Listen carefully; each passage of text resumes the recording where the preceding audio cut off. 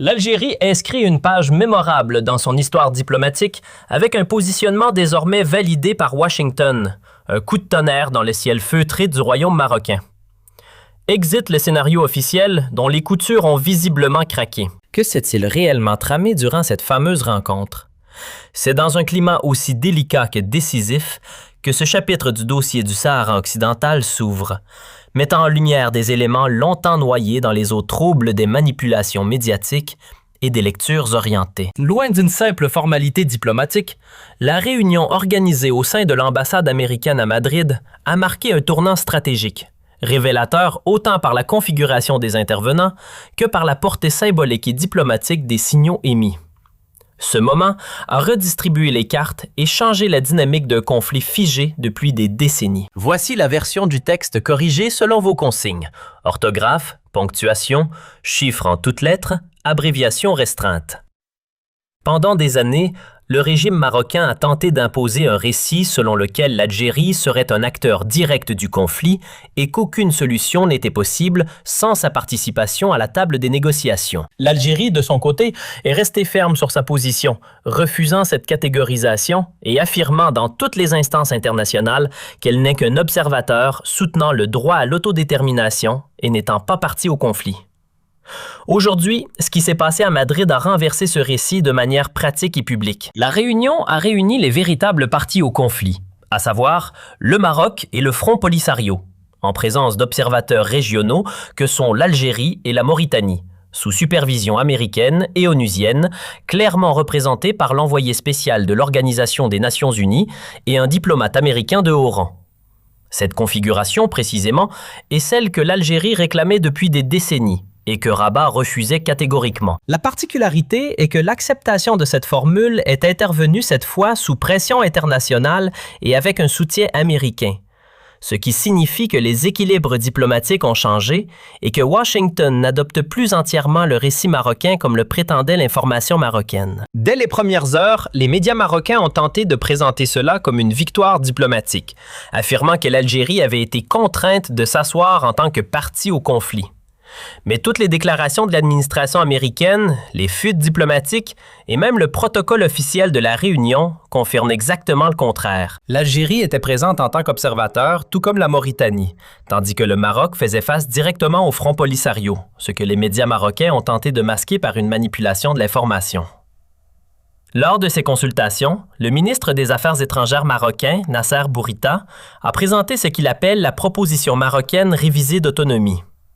C'est là que le régime marocain se retrouve réellement en difficulté. Cette proposition, à chaque révision, s'est élargie au point de ressembler à une entité quasi indépendante avec gouvernement, parlement, police et larges prérogatives qui ne diffèrent guère d'un État souverain, hormis le nom et le symbole officiel. Cette contradiction soulève une question simple mais embarrassante. Si le Sahara occidental est marocain, comme le prétend le régime, pourquoi proposer une autonomie étendue et ne pas appliquer le même modèle aux autres régions du Maroc? Pourquoi ne pas accorder les mêmes droits à d'autres régions présentant des tensions historiques et des identités distinctes, comme le Rif? Cette contradiction révèle une vérité fondamentale. Le régime marocain sait, au fond de lui, que sa souveraineté sur le Sahara occidental n'est ni historique ni légale, mais en fait imposée par la force. La preuve la plus claire se trouve dans l'histoire récente. Lorsque l'Espagne s'est retirée, au lieu de respecter le droit du peuple sahraoui à l'autodétermination, le Maroc et la Mauritanie ont convenu de se partager le territoire. Si le Sahara occidental était marocain, le Maroc n'aurait jamais accepté de le partager avec la Mauritanie. La Mauritanie, après des années d'échecs militaires, de troubles internes et de coups d'État, s'est totalement retirée du Rio de Oro et a reconnu la République sahraoui. Une reconnaissance politique et historique indéniable. Le Maroc, lui, n'a pas reculé, mais a choisi de construire un mur de sable pour séparer les zones riches en phosphate et en ressources naturelles du reste du territoire disputé. Ce mur n'est pas une mesure défensive comme le prétendent les propagandes, mais un instrument de contrôle économique et de pillage des ressources, comme le confirment de nombreux rapports internationaux. Ce qui attire particulièrement l'attention lors de la dernière réunion est le rôle différent des États-Unis.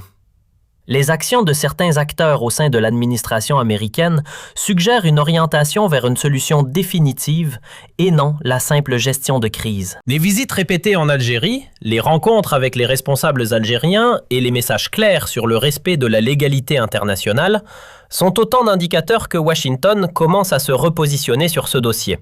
Cela a fortement inquiété Rabat, qui a tenté d'offrir des concessions symboliques sous l'appellation d'autonomie élargie. L'Algérie, en revanche, est apparue sereine, car ce qui a été accompli à Madrid correspond exactement à sa demande. Définition claire des parties, respect du cadre onusien et rejet de toute tentative d'imposer une solution en dehors des résolutions de l'Organisation des Nations Unies. L'Algérie n'a fait aucune concession et n'a pas changé sa position. Au contraire, le temps et la diplomatie patiente ont confirmé la justesse de sa vision. Parmi les points qui ont également suscité un large débat, il y a eu les déclarations de certains responsables marocains, notamment Omar Hilal, représentant permanent du Maroc à l'Organisation des Nations Unies. Interrogé directement, si le Sahara est marocain, pourquoi proposer une autonomie? Pourquoi avoir partagé le territoire avec la Mauritanie? Sa réponse confuse et étrange a été de maintenir de bonnes relations de voisinage avec l'Algérie. Cette justification, au lieu de résoudre le problème, l'aggrave, car elle reconnaît implicitement que les décisions cruciales concernant le territoire n'étaient pas fondées sur une conviction historique, mais sur des calculs politiques circonstanciels. Le premier plan marocain d'autonomie, présenté en 2007, tenait sur 4 pages seulement. Aujourd'hui, selon les fuites, il s'est transformé en un document de 40 pages rempli de détails, d'institutions et de prérogatives. Cette expansion elle-même est un signe de confusion et de tentative de vendre une solution qui ne convainc même pas ses propres auteurs. Une autonomie de cette ampleur, dans le contexte d'un conflit de décolonisation, ne peut remplacer le droit à l'autodétermination, mais constitue simplement une étape transitoire, ce que les Sahraouis comprennent parfaitement. La Mauritanie, présente aujourd'hui en tant qu'observateur, le fait dans une position totalement différente de celle des années 1970. C'est aujourd'hui un État soucieux de stabilité, ne réclamant pas de territoire du Sahara occidental, mais conscient qu'une solution injuste affecterait sa sécurité et sa stabilité. Sa présence en tant qu'observateur renforce donc l'équilibre et ferme la porte à toute manipulation. En conclusion, ce qui s'est passé lors de la dernière réunion n'est pas un détail anodin, mais une étape révélatrice. Le récit que le régime marocain a promu depuis des décennies s'est effondré. La contradiction entre discours et pratique est apparue au grand jour. L'Algérie, grâce à sa diplomatie patiente et à la fermeté de sa position, a réussi à imposer le respect de la légalité internationale. Les jours à venir pourraient apporter davantage de détails, mais ce qui est certain, c'est qu'après cette réunion, rien ne sera plus comme avant. Le dossier du Sahara occidental entre désormais dans une nouvelle phase marquée par la clarté, la révélation des cartes et la fin des illusions. La conclusion de cette analyse sur la réunion de Madrid et ses implications pour le conflit du Sahara occidental met en lumière l'ampleur du tournant diplomatique qui vient de se produire et la profondeur des enjeux politiques, historiques et stratégiques qui entourent ce dossier depuis plusieurs décennies. Depuis l'origine du conflit, la question du Sahara occidental a été marquée par des tensions persistantes, des revendications territoriales complexes et des enjeux liés à la souveraineté, aux ressources naturelles et à la légitimité internationale. Les événements récents à Madrid, où les véritables parties au conflit, le Maroc et le Front Polisario, se sont retrouvés face à face sous l'observation de l'Algérie et de la Mauritanie, ont clairement redéfini les contours de la négociation et confirmé que le rôle des observateurs est essentiel pour garantir la transparence et la crédibilité du processus. Ce qui ressort avec force, c'est la capacité de l'Algérie à imposer sa vision d'un règlement conforme aux droits internationaux et aux résolutions des Nations Unies, tout en évitant de se laisser entraîner dans une position de partie au conflit, ce qui aurait pu compromettre sa neutralité et sa crédibilité. La Mauritanie, de son côté, a démontré qu'un engagement constructif en tant qu'observateur peut contribuer à stabiliser la région et à garantir un équilibre entre les intérêts des différents acteurs, tout en respectant le droit du peuple sahraoui à l'autodétermination. La proposition marocaine d'autonomie élargie, bien qu'elle soit présentée comme une solution politique, révèle en réalité une série de contradictions et de limites intrinsèques. Elle traduit une reconnaissance implicite du fait que le Maroc ne contrôle pas de manière absolue le territoire et qu'un partage des pouvoirs ou une autonomie substantielle est nécessaire pour gérer les réalités locales. Cette dynamique démontre que, malgré le discours officiel et les campagnes médiatiques, la souveraineté effective du Maroc sur le Sahara occidental est loin d'être consolidée et que toute solution durable doit intégrer les droits du peuple sahraoui, la légitimité internationale et la coopération régionale. La réaction des médias et des responsables marocains à la réunion, en particulier l'explication parfois confuse et contradictoire concernant le partage avec la Mauritanie et l'objectif de maintenir de bonnes relations avec l'Algérie, illustre la complexité et la fragilité de la position marocaine, ainsi que la difficulté à concilier ambition nationale et réalité politique. Par ailleurs,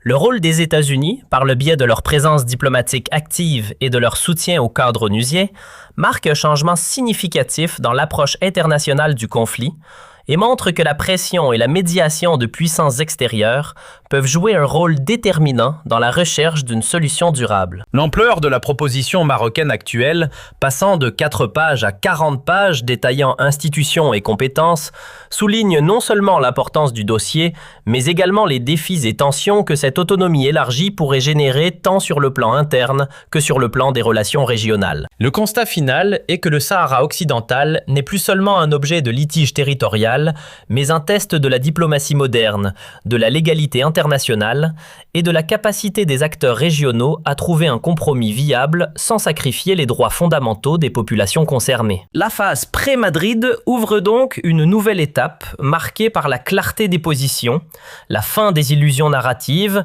et la nécessité d'un dialogue constructif, transparent et respectueux du droit international. La région entière, y compris le Maghreb et au-delà, est désormais confrontée à la responsabilité historique de transformer ce conflit de longue date en une opportunité de coopération, de stabilité et de développement partagé, où les droits des populations locales sont respectés et où la paix et la sécurité deviennent des objectifs réalisables. En somme, la réunion de Madrid n'a pas seulement clarifié les positions et mis fin à certaines désinformations médiatiques, elle a également posé les bases d'un processus diplomatique crédible dans lequel les acteurs régionaux et internationaux peuvent travailler de concert pour aboutir à une résolution pacifique et durable. Ce processus exige patience, diplomatie stratégique et respect mutuel, mais il offre également une lueur d'espoir tangible pour la stabilité future du Sahara occidental et de la région maghrébine dans son ensemble, soulignant que la persévérance,